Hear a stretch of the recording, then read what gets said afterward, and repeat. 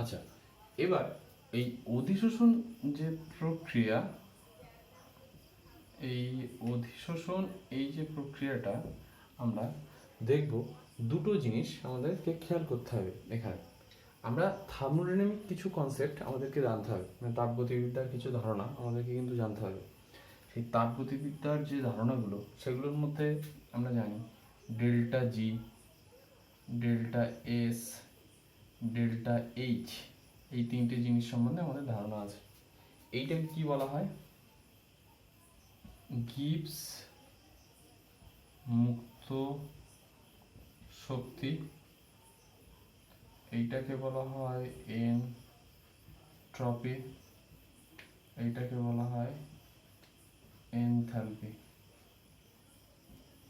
এটা ক্লাস 11-এ এই টার্মগুলো সম্বন্ধে সবাই জানা আছে। তো এবার আমরা দেখব যে অধিশোষণ প্রক্রিয়া সিস্টেমের মুক্ত শক্তি, মানে গিবস মুক্ত শক্তি, এনট্রপি, এনথালপি এদের সঙ্গে কিভাবে সম্পর্কিত। ঠিক আছে? তো এটা দেখতে গেলে আমাদেরকে কি কি জিনিস একটু দেখতে হবে, একটু ভালো করে দেখে নাও, এবং এখান থেকে কিন্তু কোশ্চেন আসে। ঠিক আছে? তো কিভাবে দেখব? আচ্ছা, এবার গিবস মুক্ত শক্তি, এনট্রপি এবং হচ্ছে এনথালপি, এই যে তিনটে জিনিস, এই তিনটে জিনিস সঙ্গে কিভাবে সম্পর্কিত সেই জিনিসটা আমরা কিভাবে দেখব। দেখো, এই গিবস মুক্ত শক্তি, এনট্রপি এবং এনথালপি, এর মধ্যে আমরা ডেল্টা জি সম্বন্ধে একটু একটু পিছনে গিয়ে একটু বলি। ডেল্টা জি এর সম্বন্ধে আমাদের তিনটে ধারণা আমাদের ছিল। সেটা হচ্ছে less than zero, greater than zero, তিনটে কন্ডিশন ছিল। এই কন্ডিশনটা কি? যদি বিক্রিয়াটা সাম্যাবস্থায় থাকে, সাম্যাবস্থা থাকে, কোনটা? এইটা। লেস দ্যান জিরো মানে বিক্রিয়াটা হচ্ছে স্বতঃস্ফূর্ত বিক্রিয়া, আর এইটা হচ্ছে অস্বতঃস্ফূর্ত বিক্রিয়া। এবার ভালো করে দেখো, কোনো একটা বিক্রিয়া ঠিকঠাক হচ্ছে, তার মানে বিক্রিয়াটা কি কোনোভাবে আছে? স্বতঃস্ফূর্ত পদ্ধতি বিক্রিয়াটা ঘটছে। মানে কেউ কোনো একটা এলিমেন্ট, কোনো একটা সার্ফেসে আসলো, খুব ভালো রিয়াকশন হলো, ভালো বন্ডিং হলো, এলিমেন্টটার নতুন কম্পাউন্ড তৈরি হলো, তার মানে বিক্রিয়াটা কী হলো? স্বতঃস্ফূর্ত প্রক্রিয়া। ঠিক আছে? এবার সেই বিক্রিয়াটা যদি স্বতঃস্ফূর্ত হয়, তাহলে ডেল্টা জি এর মানটা জিরোর থেকে কম, তার মানে ডেল্টা জি এর মানটা অবশ্যই কী হবে? নেগেটিভ।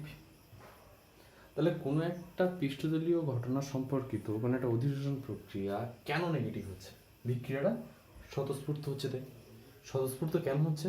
কোনো একটা বিক্রিয়া যদি সংঘটিত হয়, সেই বিক্রিয়ায় সংঘটিত হওয়া বলতে গেলে, ধরো এখানে বিক্রিয়া নয়, কোনো একটা এলিমেন্ট কোনো একটা এলিমেন্টের সারফেসে এসছে, খুব সুন্দরভাবে একটা সারফেসের উপরে একটা এলিমেন্ট যখন এসছে, সেটার সঙ্গে খুব সুন্দর বল দিয়ে কি সেটাকে মানে অ্যাট্রাক্ট করে আছে, মানে আটকে আছে, বা রিয়াকশন হচ্ছে তাদের মধ্যে, তার মানে বিক্রিয়াটা স্বতঃস্ফূর্ত হচ্ছে, তাই ডেল্টা জির মানটা কি নেগেটিভ। ঠিক আছে? এরপরে কেউ, এবার এন্ট্রপি জিনিসটা একটু বুঝি খুব সিম্পলভাবে। দেখো, এইটা এন্ট্রপি মানে কি? বিশৃঙ্খলতার একটা পরিমাপ বলা হয়। মানে খুব যদি মানে সিম্পল একটা ভাষায় আমরা বুঝি, খুব উদাহরণ একটা দিয়ে, ধরো কোনো একটা জায়গায় খুব বিশাল ঝামেলা হচ্ছে, গন্ডগোল হচ্ছে, তার মানে গন্ডগোলটা হচ্ছে মানে সেখানকার মানুষের মধ্যে মানে এনার্জি লেভেলটা অনেক বেশি সব সময়ের জন্য, তার মানে তাদের মধ্যে একটা বিশৃঙ্খলতার মাত্রাটা অনেক কি হাই, তার মানে তাদের মধ্যে এন্ট্রপিটা খুব বেশি। মানে যদি আলাদাভাবে বিষয়টাকে বুঝি, মানে তাহলে এন্ট্রপি কার বেশি হয়? যদি কঠিন, তরল এবং গ্যাস দেখি, তাহলে এন্ট্রপি বেশি হয় সবসময় কার? গ্যাসীয় কেস, কারণ গ্যাসের ক্ষেত্রে মলিকুলগুলো র্যান্ডামলি কী করে? মুভ করতে থাকে।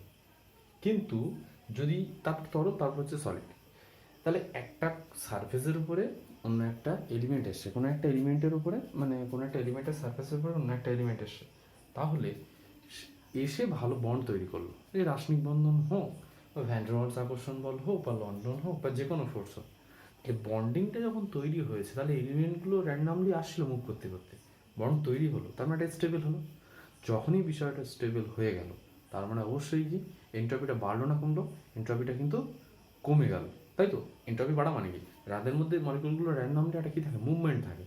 র্যান্ডামলি মুভমেন্ট যখন থাকবে না, তখন অবশ্যই এন্ট্রপিটা কী হয়ে যাবে? কমে যাবে।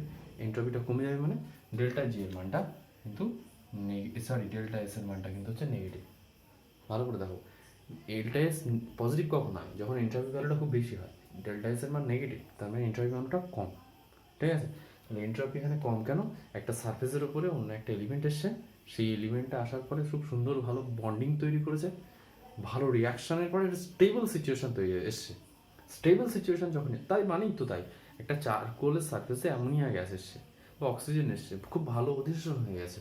একটা স্পঞ্জ এই তুমি একটা মিথিলিন ব্লুর মধ্যে প্রাণীজ অঙ্গার দেওয়া হয়েছে, কালারটা ফিকে হয়ে গিয়ে একটা স্টেবল জায়গায় চলে এসছে। এমন তো নয় যে কখনো ফিকে হয়ে যাচ্ছে, কখনো রঙিন হয়ে যাচ্ছে, কখনো বিভিন্ন ডিফারেন্ট ফর্ম হচ্ছে, তা নয়, একটা স্টেবলের দিকে যাচ্ছে, তার মানে এন্ট্রপিটা কমে যাচ্ছে, ডেল্টা এস এর মানটা কি নেগেটিভ।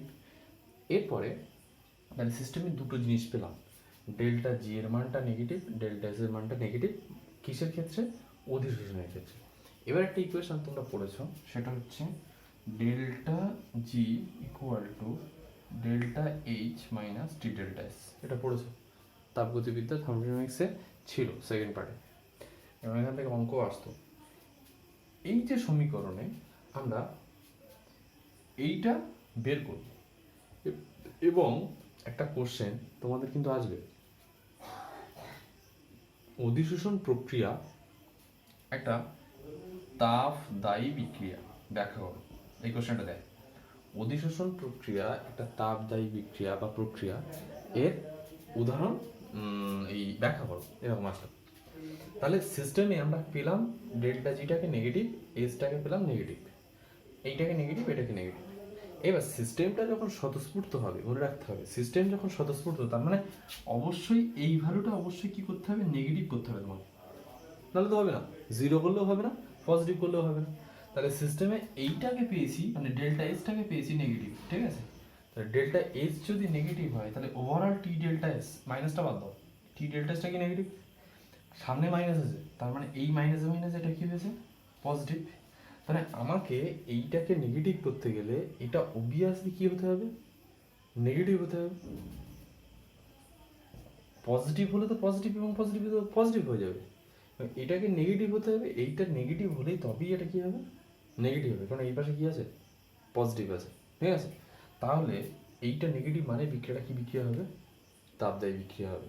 সেই জন্য অধিশোষণ প্রক্রিয়া হচ্ছে তাপদায়ী। তার মানে এখান থেকেও আসলো ডেল্টা এস এর মানটা কি, এইচ এর মানটা কি নেগেটিভ।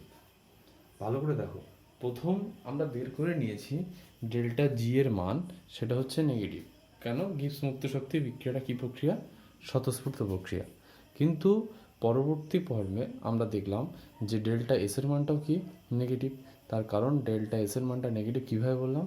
বিক্রিয়ায় একটা স্বতঃস্ফূর্ত প্রক্রিয়া মানে খুব ভালোভাবে কোনো একটা সারফেসে অন্য একটা এলিমেন্ট আসছে, তার মানে সেখানে বিক্রিয়া হোক বা একটা সুন্দর বন্ডিং হোক, বা একটা বল, নির্দিষ্ট বল দ্বারা এলিমেন্টগুলোর মধ্যে একটা কি রিয়াকশান হোক, একটা স্টেবল জায়গায় চলে যাচ্ছে, এলিমেন্টগুলোর র্যান্ডাম মুভমেন্ট সেগুলো সব কি কমে গেছে, তার মানে এন্ট্রপি ভ্যালুটা কী হয়েছে? অবশ্যই কমে গেছে, তাই ডেল্টা এস এর মানটা কি নেগেটিভ।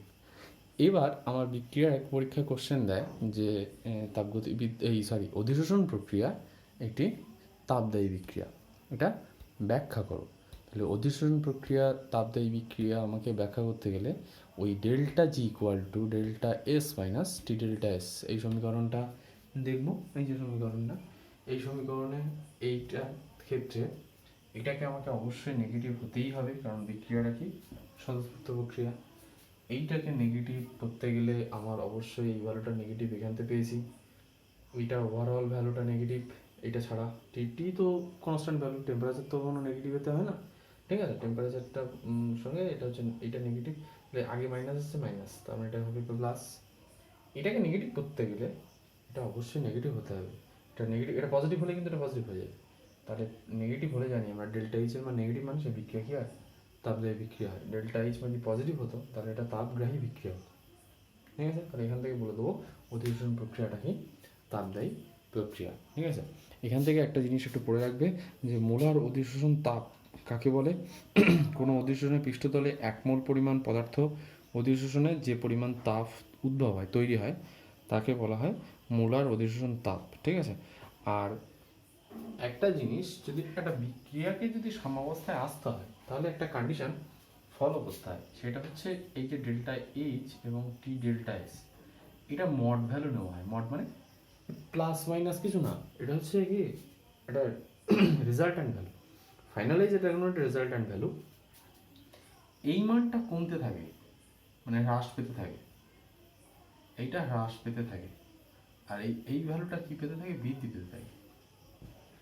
তার মানে একটা নর্মাল, কেউ বাড়ছে আর কেউ কমছে, তার মানে অবশ্যই এটা কি নর্মালাইজ জায়গায় চলে আসবে। ধরো কেউ খুব বেশি আছে, সে কমে আসছে, কেউ খুব কম আছে, সে আস্তে আস্তে বাড়তে শুরু করেছে। তার মানে একটা সময় পরে একটা রেজাল্ট্যান্ট ভ্যালু আসবে, যে রেজাল্ট্যান্ট ভ্যালু দিয়ে বলতে পারবো যে ভ্যালুটা একটা নিউট্রালাইজ জায়গায় জিরোর দিকে আসছে, তখন কী আসবে, সাম্যাবস্থায় চলে আসবে রিয়াকশান। ঠিক আছে, এটা তাহলে দেখতে হবে আমাকে যে কীভাবে হচ্ছে বিষয়টা। ঠিক আছে, আচ্ছা, অধিশোষিত যে কণাগুলি, এরা পরস্পর একটা নির্দিষ্ট বল দ্বারা পরস্পর কি হয়, আকর্ষিত হয়।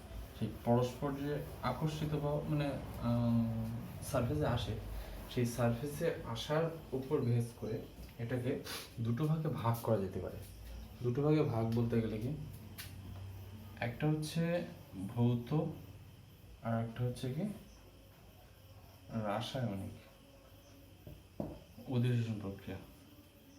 ঠিক আছে, তো ভৌত অধিশোষণ কি আর রাসায়নিক অধিশোষণ কি, একটা একটা করে দেখি। ভৌত অধিশোষণ হচ্ছে এমন একটা প্রক্রিয়া, যে প্রক্রিয়া যে এলিমেন্টগুলো আসবে, সেই এলিমেন্টগুলো ভ্যান ডার ওয়ালস একটা অ্যাট্রাকশন ফোর্স দ্বারা একটা সারফেসের উপরে একটা এলিমেন্ট আর একটা এলিমেন্টকে ধরে রাখবে, এটা মনে রাখতে হবে। সেটা হচ্ছে কি ভৌত অধিশোষণ। তাহলে ডেফিনিশন বলছে, যে অধিশোষণ প্রক্রিয়া অধিশোষিত পদার্থের কণাগুলি অধিশোষকের পৃষ্ঠতলে ভ্যান ডার ওয়ালস বলের প্রভাবে আবদ্ধ হয়ে থাকে, তাকে বলবো ভৌত অধিশোষণ প্রক্রিয়া। ঠিক আছে, বাস্তব গ্যাসগুলি যদি আদর্শ গ্যাসের থেকে বিচ্যুতি ঘটে, মানে বাস্তব গ্যাসগুলিকে লিকুইফাই মানে হচ্ছে তরলে রূপান্তর করার প্রক্রিয়াটাই কি, সেটাই হচ্ছে ভ্যান ডার ওয়ালস আকর্ষণ বলের দ্বারাই করা হয়। মানে বাস্তবটা আদর্শ থেকে বিচ্যুতি হবে, আর দ্বিতীয় কেসটা হচ্ছে যে বাস্তব গ্যাসগুলি তরলে পরিণত হবে। মানে এই যে বল দ্বারা এই ঘটনাটা ঘটে, সেটা হচ্ছে কি এই ভ্যান ডার ওয়ালস আকর্ষণ বল। তাহলে ভৌত অধিশোষণ প্রক্রিয়া একটা ইম্পর্টেন্ট রোল কে মানে করে, সেটা হচ্ছে কি ভ্যান ডার ওয়ালস আকর্ষণ বল। তাহলে এই ভ্যান ডার ওয়ালস আকর্ষণ বল থাকায় যে ভৌত অধিশোষণ দেখায়, এর কিছু বৈশিষ্ট্য আছে। প্রথম যে বৈশিষ্ট্য সেটা হচ্ছে সেটা হচ্ছে স্বাতন্ত্রতার অভাব। স্বাতন্ত্রতার অভাব। তাহলে এটা কি, স্পেসিফিসিটি নেই। মানে কোনো একটা সারফেসের উপরে যে কোনো একটা এলিমেন্ট আসছে, একদম ডিরেক্ট এই এলিমেন্টটাই ওই সারফেসের সঙ্গে থাকবে, সেটার কোনো স্পেসিফিসিটি নেই। কেন, যদি কোনো কন্ডিশন দেওয়া হয়, যেটা নির্দিষ্ট কোনো শর্তে পরীক্ষাটা সংগঠিত হচ্ছে, তখন এটা কিন্তু আমরা দেখতে পাবো। তাহলে বিভিন্ন ডিফারেন্ট কন্ডিশনে বিভিন্ন এলিমেন্ট থাকার বা বন্ড তৈরি করার, তাদের মধ্যে আকর্ষণের দ্বারা কম্পাউন্ডটা স্টেবল হওয়ার ধর্মটার উপর বেস করে, মানে শর্তটার উপর বেস করেই এলিমেন্টগুলো তৈরি হবে। তার মানে অবশ্যই কি এটা কি নেই, তার মধ্যে যে এর মধ্যে এই প্রপার্টিটা থাকবেই, এই ধর্মটা কিন্তু আমরা কি ক্ষেত্রে দেখতে পাবো না, ভৌতর ক্ষেত্রে দেখতে পাবো না। তার মানে ভৌত কেসটা এখন এমন আছে, একটু পরে সেটা চেঞ্জ হতেই পারে। ঠিক আছে, তৃতীয় যেটা সেটা হচ্ছে অধিশোষিত পদার্থের প্রকৃতি। অধিশোষিত পদার্থের প্রকৃতি, তার মানে কি, প্রকৃতি বলতে গেলে দুটো কেস। একটা হচ্ছে কিছু কিছু গ্যাস আছে, মানে পদার্থের প্রকৃতি মানে যেটা আসছে, অধিশোষিত পদার্থ মানে সারফেসের উপরে যে এলিমেন্টটা আসছে, সেটার কিছু ক্যারেক্টার আছে। ওই বললাম না যে যে কোনো এলিমেন্টের উপর চলে এলো, সে অধিশোষিত হয়ে গেলো, এটা কখনোই হবে না। কিছু ক্যারেক্টার, কিছু কন্ডিশন, এগুলোকে তোমাকে মানতে হবে। তার উপরে বেস করেই কিন্তু এই অধিশোষিত মানে পদার্থটা আসবে, বন্ড তৈরি হবে কি হবে না সেটা দেখতে হবে। দেখো কিছু কিছু গ্যাস যেমন আছে কার্বন ডাইঅক্সাইড, সালফার ডাইঅক্সাইড, এই সমস্ত এলিমেন্টগুলোর আমাদের সংকট উষ্ণতা, ঠিক আছে, এর মানটা কিন্তু যথেষ্ট বেশি হয়। সংকট উষ্ণতার মানটা যদি এলিমেন্টগুলোর বেশি হয় তাহলে আমার কিন্তু ভৌত অধিশোষণটা বেশি হবে, ঠিক আছে। আর সংকট উষ্ণতার মান কম হলে ভৌত অধিশোষণের মানটা কিন্তু কম হবে। কেমন দেখো, এর সংকট উষ্ণতা বেশি, আমি বললাম ভৌত অধিশোষণ বেশি হয়, বেশি মাত্রায় সংঘটিত হয়। কেন? এই এলিমেন্টগুলো সংকট উষ্ণতার মান যদি বেশি হয়, এটা বেশি হওয়ার কারণ এই এলিমেন্টগুলোর মধ্যেই এই ভ্যান ডার ওয়ালস আকর্ষণ বল হাই। তার মানে কি হবে, তাদেরকে অধিশোষিত হওয়ার মাত্রাটাও কি হবে, বেশি হবে।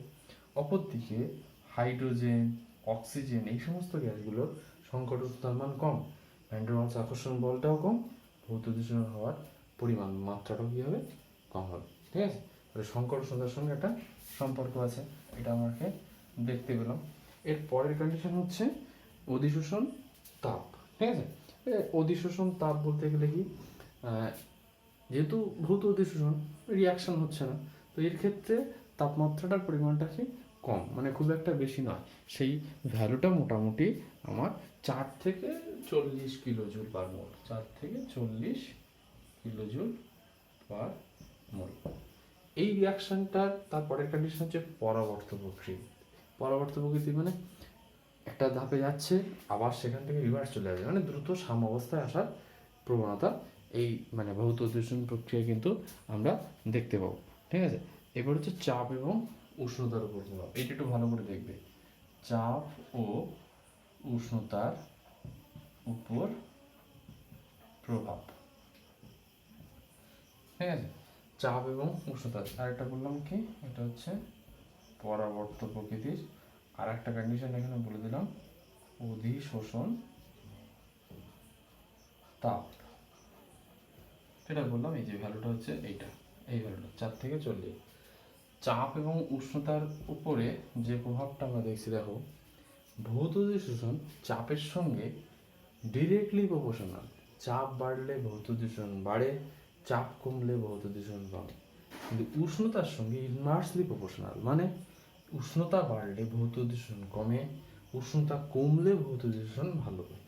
তার মানে নিম্ন উষ্ণতায় ভৌত অধিশোষণ ভালো হবে, নিম্ন উষ্ণতায় ভৌত অধিশোষণ ভালো হবে। তাহলে যদি পরীক্ষায় একটু ঘুরিয়ে কোশ্চেন দেয় যে চাপ কমানো হয়েছে, উষ্ণতা বাড়ানো হয়েছে, সেক্ষেত্রে কি ঘটবে? সেক্ষেত্রে কিন্তু রিভার্স হবে না, চাপ বেশি উষ্ণতা কম, ভৌত অধিশোষণ হচ্ছে, মানে অধিশোষণ ভালো হচ্ছে। অধিশোষণের ঠিক উল্টো কোনটা, বিশোষণ প্রক্রিয়া, ডিসঅর্পশন আমি বলেছি, বেরিয়ে যাওয়া। তাহলে চাপ কম উষ্ণতা বেশি, তাহলে বিশোষণটা ভালো হবে, ঠিক আছে। ভৌত অধিশোষণের ক্ষেত্রে কিন্তু, ভৌত অধিশোষণের ক্ষেত্রে কিন্তু এরকম এইটা ঘটবে। নেক্সট, এবার তাহলে নিম্ন উষ্ণতাটা কন্ডিশন, সেটা ভালো হয়, সেটা কার, ভৌত অধিশোষণের ক্ষেত্রে, ঠিক আছে। দ্বিতীয় যে কেস, তারপরে হচ্ছে অধিশোষণের পৃষ্ঠতলে ক্ষেত্রফল। অধিশোষণের পৃষ্ঠতলের ক্ষেত্রফল বেশি হলে ভৌত অধিশোষণ ভালো হবে, ঠিক আছে। তারপরে যেটা হচ্ছে বহু আণবিক স্তর বিশিষ্ট অধিশোষণ। বহু আণবিক স্তর বিশিষ্ট অধিশোষণ মানে আলটিমেট কি হলো, বহু আণবিক স্তর মানে অনেকগুলো স্টেপ বাই স্টেপ, ধাপে ধাপে ধাপে ধাপে এই অধিশোষণ প্রক্রিয়াটা ঘটে, ঠিক আছে। তাহলে এই জন্য এটাকে বলছে বহু আণবিক, অনেকগুলো ধাপ নিয়ে এই অধিশোষণ ঘটে থাকে, তাই বলছে এটাকে বহু আণবিক স্তর বিশিষ্ট অধিশোষণের যে স্টেজ বা প্রক্রিয়া, ঠিক আছে। তাহলে আমার এখানে যে পয়েন্টগুলো দেখলাম, একটা হচ্ছে স্বতন্ত্রতার অভাব, দ্বিতীয়টা পড়লাম অধিশোষিত পদার্থের প্রকৃতি, পরাবর্ত প্রক্রিয়া, অধিশোষণ তাপ, তারপরে দেখলাম আমরা হচ্ছে চাপ উষ্ণতার উপর প্রভাব, অধিশোষণের পৃষ্ঠতলের ক্ষেত্রফল এবং বহু আণবিক স্তর বিশিষ্ট অধিশোষণ। এবার যদি আমরা রাসায়নিকটা দেখি, রাসায়নিকটার ক্ষেত্রে যেটা ডেফিনেশন যদি হয়, এই ডেফিনেশন হচ্ছে কি, এদের মধ্যে কিন্তু রাসায়নিক বন্ধন তৈরি হয়, তার মানে কেমিক্যাল রিয়াকশন হওয়ার প্রবণতা এদের মধ্যে কিন্তু একদম বেশি। তাহলে সংজ্ঞা আকারে যদি দেখি বিষয়টা, যে অধিশোষণ প্রক্রিয়ায় অধিশোষিত পদার্থের কণাগুলি রাসায়নিক বন্ধনের মাধ্যমে অধিশোষকের পৃষ্ঠতলে আবদ্ধ থাকে, তাকে বলবো রাসায়নিক অধিশোষণ। তাহলে এই রাসায়নিক অধিশোষণ যখনই আমরা দেখছি সেখানে আমরা কিন্তু স্বাতন্ত্রতার অভাব থাকবে না। কেন? প্রথম একটা কথা বলি, এই এই রাসায়নিক অধিশোষণে কিন্তু একটা কথা আসবে, সক্রিয়করণ শক্তি, এই ভ্যালুটা কিন্তু খুব বেশি হয়। ঠিক আছে, তাই এটার একটা স্পেসিফিক নাম আছে, সেটা হচ্ছে সক্রিয় অধিশোষণ প্রক্রিয়া। এটা কিন্তু মনে রাখতে হবে। আর এই ভৌত অধিশোষণের উদাহরণ বলতে গেলে চারকোল ব্লকের উপরে যে কোনো গ্যাসের অধিশোষণ, এটাকে তুমি বলতে পারো। আর রাসায়নিক অধিশোষণ বলতে গেলে আমার মানে এইগুলোর উদাহরণ বলতে বলতে আয়রন, এফি, টাংস্টেন, এর উপরে নাইট্রোজেন গ্যাসের অধিশোষণ, এটা বলতে পারো। এফি আয়রনের উপরে নাইট্রোজেন গ্যাসের অধিশোষণ বলতে পারো। ঠিক আছে, এবার প্রথম যে পয়েন্ট, এর বৈশিষ্ট্য দেখতে গেলে ফার্স্ট যে তাহলে সক্রিয়করণ শক্তির মানে সক্রিয় অধিশোষণ কিন্তু প্রক্রিয়াটাকে বলা হয়। ফার্স্ট যে পয়েন্ট আমরা দেখব, সুনির্দিষ্ট প্রকৃতির। সুনির্দিষ্ট প্রকৃতি, সুনির্দিষ্ট প্রকৃতি মানে স্পেসিফিটি থাকবে, ইচ্ছা মতো কাউকে কারোর সার্ফেসে আনবো সে অধিষ্ঠিত হবে তা না। দেখো উদাহরণটা ভালো করে, ওই যে লিখলাম এফি আর টাংস্টেন, এদের সার্ফেসে নাইট্রোজেন অধিশোষণ হয়। যদি এফি এর সঙ্গে টাংস্টেন না দিয়ে কপার নিই, তাহলে কিন্তু এই অধিশোষণ প্রক্রিয়া হবে না। ঠিক আছে, একইভাবে এটা দেখতে বলা যেতে পারে নাইট্রোজেন, প্লাটিনাম, এদের সারফেসে আমার কিন্তু নাইট্রোজেন বলতে নিকেল, প্ল্যাটিনাম, এদের সারফেসে কি আসছে, হাইড্রোজেন গ্যাস অধিশোষণ হচ্ছে। আবার অ্যালুমিনা যদি নিই Al2O3, সেখানে কিন্তু এই অধিশোষণ প্রক্রিয়া ঘটবে না। তাহলে স্পেসিফিসিটি আছে, মানে সুনির্দিষ্ট একটা কি প্রকৃতি, মানে একটা সারফেসে এই এলিমেন্টটাই অধিশোষণ ঘটবে, এই এলিমেন্ট থাকলে তবেই ওই এলিমেন্টটা এসে সেখানে সেই সারফেসের উপর আসবে। এই একটা কি সুনির্দিষ্ট একটা স্পেস আছে, যে স্পেসের উপরই এলিমেন্টটার সঙ্গে এই এলিমেন্টের অধিশোষণ ঘটে। ঠিক আছে, দ্বিতীয় যে কেস সেটা হচ্ছে অপরাবর্ত প্রকৃতির। কেন অপরাবর্ত? বিক্রিয়াটা কি হয়, রাসায়নিক বিক্রিয়া সংঘটিত হয়, নতুন পদার্থ তৈরি হচ্ছে, ফিরে আসবে না এটা। কিন্তু কন্ডিশন যদি আমরা একটু দেখি, যে জিনিসটা অপরাবর্ত প্রক্রিয়া বলছে, ফিরে কি না? না, ফিরে। কীরকম ভাবে ফিরে? ফিরবে, কিন্তু যেরকম চাইছিলাম বা যেরকম ছিল সেরকম ভাবে কিন্তু ফিরবে না। যেমন ধরো সক্রিয় কোনো একটা চারকোল নিয়েছি, সেই চারকোলের উপরে অক্সিজেন গ্যাস অধিশোষণ ঘটেছে। এই সক্রিয় চারকোলের উপর যে অধিশোষণ হয়েছে অক্সিজেনের, অক্সিজেন বেরোবে, তার সঙ্গে কিছু পরিমাণ কার্বন ডাইঅক্সাইড, এই কার্বন মনোক্সাইড আর এই কার্বন ডাইঅক্সাইড, এটা কিন্তু কী হবে, সেল সিস্টেম থেকে বেরিয়ে আসবে। তাহলে যা বেরোনোর ছিল তার সঙ্গে আবার এরকম বেরোচ্ছে, তার মানে এটা নিশ্চয়ই কি পরাবর্ত নয়, এটা হচ্ছে কি অপরাবর্ত প্রকৃতি। নেক্সট সক্রিয়করণ শক্তি, আমি তো বললাম এই প্রসেসে সক্রিয়করণ শক্তির মান কি খুব বেশি, সক্রিয়করণ শক্তির মান খুব বেশি। ঠিক আছে, ভৌত প্রক্রিয়ায় সক্রিয়করণ শক্তির মান পাওয়া যেতেও পারে, বা এই ভ্যালু কিন্তু খুবই কি কম। ঠিক আছে, এই একটা হলো। তারপরে যেটা পয়েন্ট, সেটা হচ্ছে চাপ ও উষ্ণতার উপর প্রভাব। চাপ ও উষ্ণতা দুটোই বেশি, চাপ এবং উষ্ণতা দুটোই যদি বাড়ানো হয় তখন কিন্তু রাসায়নিক অধিশোষণটা ভালো হয়। কিন্তু মনে রাখতে হবে সব কিছুর একটা লিমিটিং ভ্যালু আছে। লিমিটিং মানে উষ্ণতাকে বাড়াচ্ছি, এরপরে আমরা দেখবো ব্যাখ্যামূলক জায়গা, উষ্ণতাটাকে বাড়াতে বাড়াতে একটা এমন জায়গায় পৌঁছে নিয়ে গেলাম উষ্ণতাটাকে, তারপরে কিন্তু আর বাড়াতে থাকলে এই রাসায়নিক অধিশোষণটা কিন্তু উচ্চমাত্রায় পাওয়া যাবে না, সেটা কিন্তু আস্তে আস্তে কী হতে থাকবে, কমতে থাকবে। তার মানে একটা লিমিটিং ভ্যালু আছে উষ্ণতার, সেই উষ্ণতার পর্যন্তই ভৌত এই রাসায়নিক অধিশোষণ ভালো হবে, তারপরে সেটাকে আস্তে আস্তে কমতে থাকবে। এরপর হচ্ছে পৃষ্ঠতলের ক্ষেত্রফল। পৃষ্ঠতলের ক্ষেত্রফল অবশ্যই সারফেস যত বাড়বে তত কী হবে, রাসায়নিক অধিশোষণ ভালো হবে। তারপরে আরেকটা পয়েন্ট হচ্ছে এক আণবিক স্তর বিশিষ্ট অধিশোষণ, মানে একটা সারফেসের উপরে এই রাসায়নিক অধিশোষণটা ঘটে।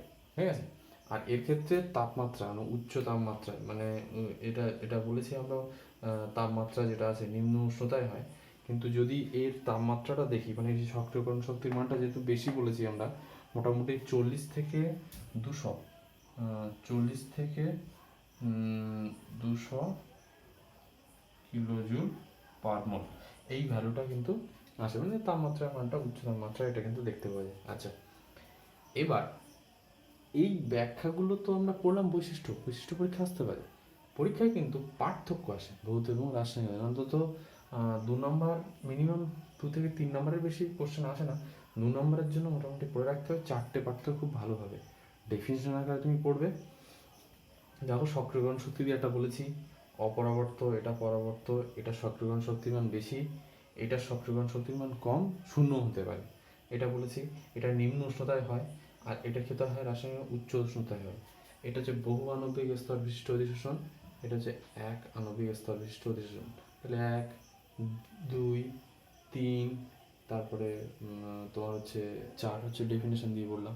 এই 4টে দিয়ে পার্থক্য ভালো করে কিন্তু পড়ে রাখবে। হ্যাঁ, মোটামুটি এই ক্লাসে হচ্ছে ভৌত রাসায়নিক অধিশোষণের ডেফিনেশন, পার্থক্য, তাদের বৈশিষ্ট্য হলো। আর ফার্স্ট একটা কনসেপচুয়াল কোশ্চেন, যেটা তাপদায়ী বিক্রিয়া, ডেল্টা জি, ডেল্টা এস এবং টি ডেল্টা এস, এই ঘটনাগুলোর কনসেপচুয়াল দিয়ে ভেঙে এসে, মানে ভেঙে এসে তারপর ওটা প্রমাণ করতে হবে কিন্তু তাপদায়ী। তুমি কিন্তু প্রথমেই বলবে না যে আমরা জানি ডেল্টা জি বা ডেল্টা এস এর মানটা নেগেটিভ হয়, ডেল্টা এস এবং ডেল্টা জি কেন নেগেটিভ হয় দিয়ে তারপরে আসতে হবে ডেল্টা এইচ এর মানটা নেগেটিভ করে তাপদায়ী বিক্রিয়া। ঠিক আছে, তাহলে এই পর্যন্ত মোটামুটি পড়বে।